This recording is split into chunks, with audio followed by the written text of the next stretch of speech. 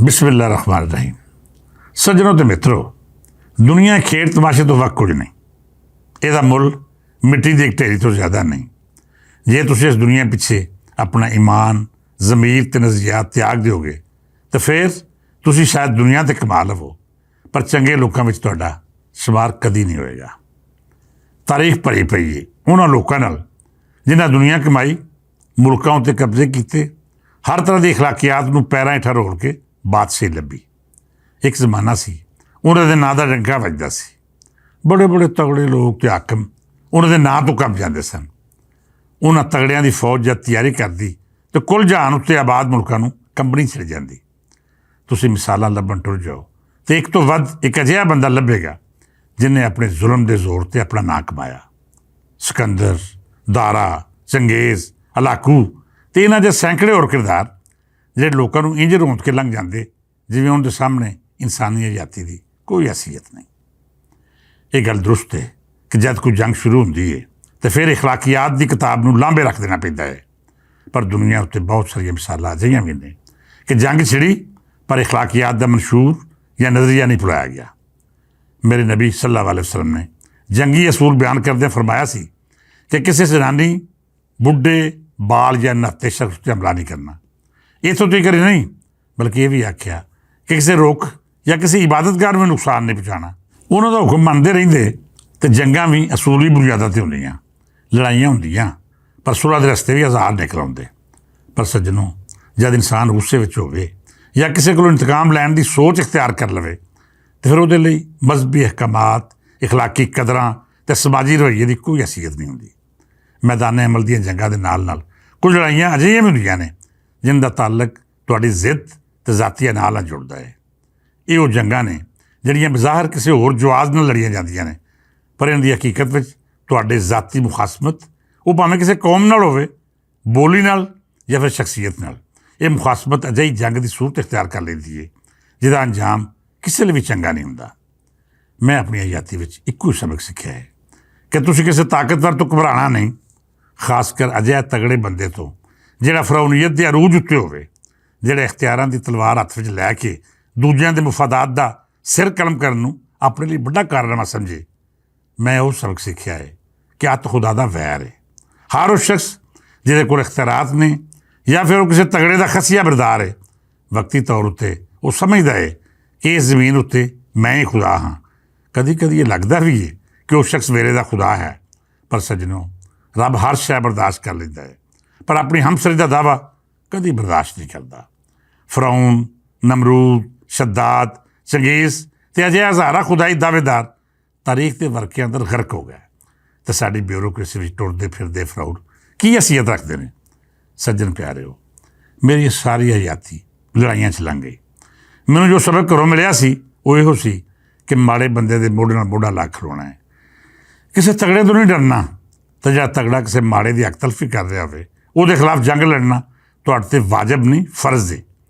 ਮੈਂ ਸਾਰੀ ਉਮਰ ਉਹਨਾਂ ਲੋਕਾਂ ਦੇ ਖਿਲਾਫ ਜੰਗ ਕੀਤੀ ਜਿਨ੍ਹਾਂ ਨੇ ਮੇਰਾ ਨਹੀਂ ਕਿਸੇ ਹੋਰ ਗਰੀਬ ਦਾ ਹੱਕ ਮਾਰਿਆ ਸੀ। ਉਮਰ ਦਾ ਇੱਕ ਤਵੀਲ ਅਰਸਾ ਲੜਦੇ ਹੀ ਲੰਘਿਆ। ਮੈਂ ਕਦੇ ਵੀ ਕਿਸੇ ਤੋਂ ਖੌਫਜ਼ਦਾ ਨਹੀਂ ਹੋਇਆ। ਜੇਕਰ ਕਿਸੇ ਨੂੰ ਮਾਰਜਨ ਦਿੱਤਾ ਤਾਂ ਉਹਦੀ ਕੋਈ ਹੋਰ ਵਜ੍ਹਾ ਵੀ ਹੋ ਸਕਦੀ ਹੈ। ਕਿਸੇ ਨਾਲ ਜ਼ਿਆਦਤੀ ਹੋ ਗਈ ਤਾਂ ਮੈਂ ਉਸ ਤੋਂ ਮਾਫੀ ਮੰਗਣ ਵੇਲੇ ਵੀ ਦੇਰ ਨਹੀਂ ਲਾਈ। ਬਹਰਹਾਲ ਲੜਾਈ ਝਗੜਿਆਂ ਅਤੇ ਫੱਡੇ ਵਿੱਚ ਆਜ਼ਾਦੀ ਗੁਜ਼ਾਰ ਕੇ ਕੁਝ ਸਾਲ ਪਹਿਲਾਂ ਮੈਨੂੰ ਅਜਿਹਾ ਦੋਸਤ ਲੱਭੇ ਜਿਨ੍ਹਾਂ ਇਸ ਗੱਲ 'ਤੇ ਕਾਇਲ ਕਰ ਲਿਆ ਕਿ ਹੁਣ ਤੁਹਾਡੀ ਸ਼ਖਸੀਅਤ ਨੂੰ ਲੜਾਈਆਂ ਜ਼ੇਬ ਨਹੀਂ ਦਿੰਦੀਆਂ।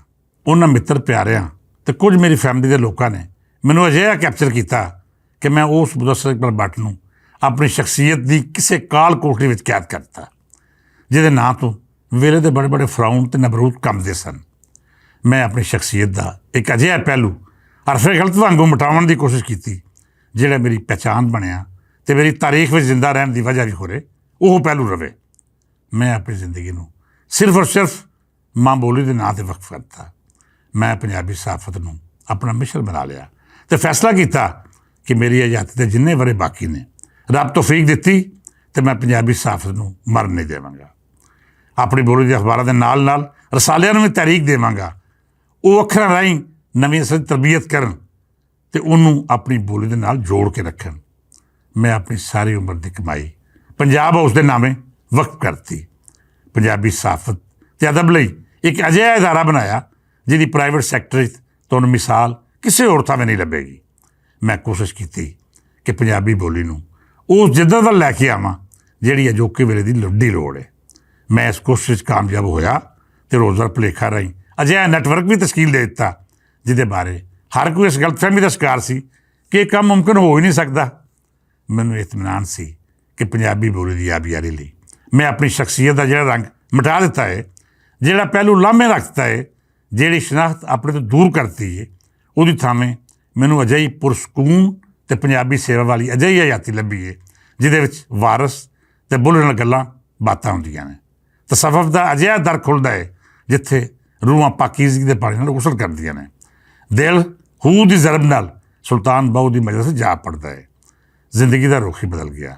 ਮੈਂ ਕੀ ਸਾਂ ਅਤੇ ਕੀ ਹੋਇਆ, ਪਰ ਮੈਨੂੰ ਇਸ ਨਵੀਂ ਹਯਾਤੀ ਦੇ ਤਸੱਵਰ ਭਰੇ ਰੰਗ 'ਚ ਅਜਿਹਾ ਸਕੂਨ ਅਤੇ ਅਸੂਦਗੀ ਮੁਯੱਸਰ ਆਈ ਜਿਹੜੀ ਕਦੇ ਨਹੀਂ ਸੀ ਮਿਲੀ। ਇਸ ਵਿਚਕਾਰ ਬੜੇ ਬਦਬਖਤਾਂ ਨੇ ਛੇੜਿਆ ਅਤੇ ਪਰੇਸ਼ਾਨ ਵੀ ਕੀਤਾ, ਪਰ ਮੈਂ ਆਪਣੇ ਪੈਰਾਂ ਤੋਂ ਨਹੀਂ ਡੋਲਿਆ। ਮੈਂ ਕਾਇਮ ਰਿਹਾ ਅਤੇ ਆਪਣੇ ਆਪ ਨਾਲ ਕੀਤੇ ਇਸ ਵਾਅਦੇ ਨੂੰ ਤੋੜ ਨਿਭਾਇਆ ਕਿ ਮੈਂ ਹੁਣ ਕਿਸੇ ਦੀ ਗਰਦਨ ਉੱਤੇ ਹੱਥ ਨਹੀਂ ਪਾਉਣਾ। ਸੱਜਣ ਪਿਆਰਿਓ, ਇਹ ਸਭੇ ਗੱਲਾਂ ਪੰਜਾਬੀ ਸਹਾਫਤ ਅਤੇ ਸਾਥ ਦੀ ਆਬਿਆਰੀ ਲਈ ਸਨ। ਮੇਰਾ ਮਕਸਦ ਆਪਣੀ ਰੂਹ ਅਤੇ ਦਿਲ ਦੀ ਪਾਕੀਜ਼ਗੀ ਦੇ ਨਾਲ ਨਾਲ ਇਸ ਗੱਲ 'ਤੇ ਕਾਇਲ ਸੀ ਕਿ ਆਉਣ ਵਾਲਾ ਵੇਲਾ ਪੰਜਾਬੀ ਸਹਾਫਤ ਦੇ ਅਰੂਜ ਦਾ ਵੇਲਾ ਹੋਵੇਗਾ। ਪੰਜਾਬੀ ਅਖਬਾਰਾਂ ਨਿਕਲਣਗੀਆਂ, ਪੜਿਆਰ ਮੁਲਾਜ਼ਮਤ ਲਈ ਦਰ ਉੱਤੇ ਖਾਰ ਨਹੀਂ ਹੋਣਗੇ। ਪੰਜਾਬੀ ਅਦਬੀ ਰਸਾਲੇ ਅਤੇ ਸਿਆਸੀ ਮੈਗਜ਼ੀਨ ਵੀ ਸਾਡੀ ਬੋਲੀ ਦੇ ਮੱਥੇ ਦਾ ਟਿੱਕਾ ਬਣਨਗੇ।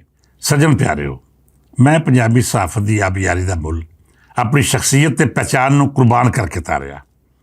ਮੈਂ ਪੰਜਾਬੀ ਸਹਾਫਤ ਲਈ ਜੇਕਰ ਕਿਸੇ ਦਾ ਤਰਲਾ ਕਰਨਾ ਪਿਆ ਤਾਂ ਉਹ ਵੀ ਕੀਤਾ। ਮਿੰਨਤ ਸਮਾਜਤ ਅਤੇ ਹੱਥ ਬੰਨ੍ਹ ਕੇ ਵੀ ਲੋਕਾਂ ਨੂੰ ਅਰਜ਼ ਕੀਤੀ ਕਿ ਤੁਸੀਂ ਪੰਜਾਬੀ ਸਹਾਫਤ ਦਾ ਸਾਹ ਲੈਣ ਦੀ ਫਿਜ਼ਾ ਬਣਾਓ ਅਤੇ ਮੈਂ ਤੁਹਾਡਾ ਸਾਰੀ ਉਮਰ ਗੁਲਾਮ ਰਹਾਂਗਾ। ਮੈਨੂੰ ਉਸ ਸ਼ਖਸ ਦੀ ਗੁਲਾਮੀ ਉੱਤੇ ਇਤਰਾਜ਼ ਵੀ ਕੋਈ ਨਹੀਂ ਜਿਹੜਾ ਪੰਜਾਬੀ ਬੋਲੀ ਲਈ ਰਾਹਾਂ ਹਮਵਾਰ ਕਰੇ। ਪਰ ਮਿੱਤਰ ਪਿਆਰਿਓ, ਨਾ ਤਾਂ ਮੇਰਾ ਤਰਲਾ ਕੰਮ ਆਇਆ ਅਤੇ ਨਾ ਹੀ ਲੋਕਾਂ ਅੱਗੇ ਨੀਵੀਂ ਪਾ ਕੇ ਖਲੋਣਾ। ਮੈਂ ਆਪਣੀਆਂ ਨਾਂ ਅਤੇ ਪਹਿਚਾਣ ਸਿਰਫ ਔਰ ਸਿਰਫ ਪੰਜਾਬੀ ਸਹਾਫਤ ਲਈ ਕੁਰਬਾਨ ਕੀਤੀ ਸੀ ਅਤੇ ਹੁਣ ਮੈਨੂੰ ਲੱਗ ਰਿਹਾ ਹੈ ਕਿ ਪੰਜਾਬੀ ਸਹਾਫਤ ਨੂੰ ਮਾਰ ਮੁਕਾਉਣ ਦੀ ਸੋਚ ਰੱਖਣ ਵਾਲੇ ਕੁਝ ਲੋਕ ਅਜਿਹੇ ਨੇ ਜਿਹੜੇ ਮਿੰਨਤ ਤਰਲੇ ਅਤੇ ਅਰਜ਼ ਕਰਨ ਦੀ ਜ਼ੁਬਾਨ ਨਹੀਂ ਸਮਝਦੇ। ਪੰਜਾਬੀ ਅਖਬਾਰਾਂ ਨਾਲ ਅਤੇ ਪੰਜਾਬੀ ਬੋਲੀ ਨਾਲ ਜਿਹੜਾ ਸਲੂਕ ਕੀਤਾ ਜਾ ਰਿਹਾ ਹੈ ਉਹ ਮੈਨੂੰ ਮਜਬੂਰ ਕਰ ਰਿਹਾ ਹੈ ਕਿ ਮੈਂ ਇੱਕ ਵਾਰੀ ਫੇਰ ਉਹ ਪੁਰਾਣਾ ਰੂਪ ਇਖਤਿਆਰ ਕਰ ਲਵਾਂ ਜਿਹਦੇ ਅੱਖਰਾਂ ਤੋਂ ਬੜੇ ਫਰਾਉਨ ਘਾਬਰ ਜਾਂਦੇ ਸਨ। ਮੈਨੂੰ ਲੱਗ ਰਿਹਾ ਹੈ ਕਿ ਪੰਜਾਬੀ ਸਹਾਫਤ ਦੀ ਆਬਿਆਰੀ ਲਈ ਇੱਕ ਵਾਰੀ ਫੇਰ ਉਸੇ ਮੁਦੱਸਰ ਇਕਬਾਲ ਭੱਟ ਨੂੰ ਆਵਾਜ਼ ਦੇਣੀ ਪੈਣੀ ਹੈ ਜਿਹਨੇ ਪੋਸਟਮਾਰਟਮ ਰਾਹੀਂ ਬੜੇ ਲੋਕਾਂ ਦੀ ਬੇਫ ਫਾੜ ਦਿੱਤੀ ਹੈ। ਕੁਝ ਅਜਿਹੇ ਪੰਜਾਬ ਦੁਸ਼ਮਣ ਬਿਊਰੋਕਰੇਟ ਮੇਰੇ ਸਾਹਮਣੇ ਖਲੋਤੇ ਨੇ, ਮੈਨੂੰ ਲਲਕਾਰ ਰਹੇ ਨੇ, ਮੇਰੀ ਬੋਲੀ ਦੀ ਸਹਾਫਤ ਨੂੰ ਮਾਰ ਮੁਕਾਉਣ ਦੀ ਗੱਲ ਕਰ ਰਹੇ ਨੇ, ਮੇਰੀ ਬੋਲੀ ਨੂੰ ਮੰਦਾ ਬੋਲ ਰਹੇ ਨੇ। ਮੈਂ ਜਿੰਨਾ ਬਰਦਾਸ਼ਤ ਕਰਨਾ ਸੀ ਕਰ ਲਿਆ। ਹੁਣ ਲੱਗਦਾ ਹੈ ਇੱਕ ਵਾਰੀ ਫੇਰ ਉਹੋ ਜਿਹੀ ਜੰਗ ਸ਼ੁਰੂ ਹੋਣ ਲੱਗੀ ਹੈ ਜਿਹੜੀ ਪੋਸਟਮਾਰਟਮ ਲੜਦਾ ਸੀ। ਪੋਸਟਮਾਰਟਮ ਫਿਰ ਛਾਪੇ ਚੱਲਣ ਲੱਗਾ ਜੇ। ਉਸੇ ਪੁਰਾਣੀ ਸਹਾਫਤ ਦਾ ਗੰਡਾਸਾ ਕਬਰੋਂ ਕੱਢ ਕੇ ਉਹਦੀਆਂ ਚੂੜੀਆਂ ਕੱਸੀਆਂ ਜਾ ਰਹੀਆਂ ਨੇ। ਪੰਜਾਬੀ ਬੋਲੀ ਦੇ ਦੁਸ਼ਮਣਾਂ ਨੂੰ ਵਾਰਨਗੇ ਕਿ ਤੁਹਾਡੇ ਕੋਲ ਇੰਨਾ ਹੀ ਟਾਈਮ ਜੇ ਜਿੰਨਾ ਇਸ ਗੰਡਾਸੇ ਦੀ ਧਾਰ ਤੇਜ਼ ਕਰਨ ਵਿੱਚ ਲੱਗਣਾ ਹੈ। ਫਿਰ ਇਸ ਗੰਡਾਸੇ ਨੇ ਨਹੀਂ ਜੇ ਵੇਖਣਾ ਕਿ ਸੱਟ ਕਿੱਥੇ ਵੱਜਦੀ ਹੈ ਅਤੇ ਕੀ ਪਾੜਦਾ ਹੈ ਅਤੇ ਕਿੱਥੇ ਮਿਰਚਾਂ ਲੱਗਦੀਆਂ ਨੇ। ਪੰਜਾਬੀ ਬੋਲੀ ਅਤੇ ਸਹਾਫਤ ਦੇ ਦੁਸ਼ਮਣ ਆਪਣਾ ਬਿਲਾ ਕਰ ਲੈਣ, ਨਹੀਂ ਤਾਂ ਉਹ ਹਨੇਰੀ ਝੁਲਣੀ ਹੈ ਜਿਹਦਾ ਸਾਹਮਣਾ ਤੁਸੀਂ ਨਹੀਂ ਕਰ ਸਕਦੇ। ਤੁਹਾਡਾ ਬੀਂ ਵੀ ਮੁੱਕ ਜਾਏਗਾ ਔਰ ਤੁਹਾਡੀ ਆਉਣ ਵਾਲੀ ਨਸਲਾਂ ਉੱਤੇ ਲਾਹਨਤਾਂ ਦੀ ਵੀ ਕੋਈ ਕਮੀ ਨਹੀਂ ਰਹਿਣੀ। ਪਰ ਪੰਜਾਬੀ ਸਹਾਫਤ ਦਾ ਜਿਹੜਾ ਦੀਵਾ ਉਹਨਾਂ ਨੇ ਬਾਲਿਆ ਉਹਨੂੰ ਆਪਣੀ ਹਯਾਤੀ ਦੇ ਅੰਦਰ ਬੁੱਝਣ ਨਹੀਂ ਦੇਣਾ। ਪੰਜਾਬੀ ਬੋਲੀ ਅਤੇ ਸਹਾਫਤ ਦੇ ਦੁਸ਼ਮਣਾਂ ਉੱਤੇ 100 ਨਾਲ ਜ਼ਰਬ ਦੇ ਕੇ ਲੱਖ ਲਾਹਨਤਾਂ। ਪੰਜਾਬੀ ਬੋਲੀ ਦੇ ਰਾਖਿਆਂ ਨੂੰ ਸਤਿ ਸਲਾਮਾ। ਇਜਾਜ਼ਤ ਦਿਓ। ਰੱਬ ਰਾਖਾ।